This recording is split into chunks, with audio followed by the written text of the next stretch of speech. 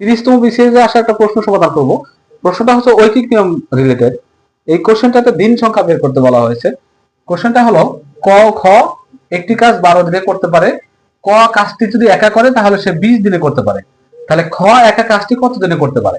এই ধরনের ম্যাথগুলো অবজেক্টিভের জন্য আমরা খুবই সহজে সমাধান করে ফেলবো।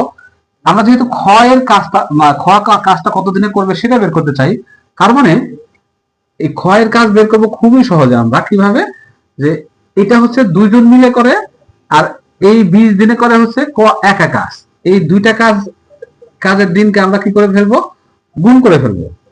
গুণ করে নিচে যেটা করব, নিচে হচ্ছে খ এর কাজ, যেহেতু আমরা খ এর কাজ বের করবো, সুতরাং ক এর কাজের দিন সংখ্যা থেকে দুইজনের কাজের দিন সংখ্যাটাকে আমরা বিয়োগ করে দেব। তাহলে আমরা কত পেয়ে যাব? এখানে আছে 12 গুণ 20, আর এই দুটো বিয়োগ করে ফেললে আমরা পাই হচ্ছে 8। এখন আমরা কাটাকাটি করে ফেলতে পারি।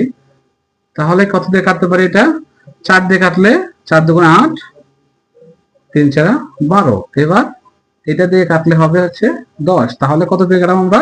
3 10 30। এইভাবে আমরা খুব সহজে দিন সংখ্যা নির্ণয় করে ফেলতে পারি, যেটা আমাদের খ নং অপশনে আছে।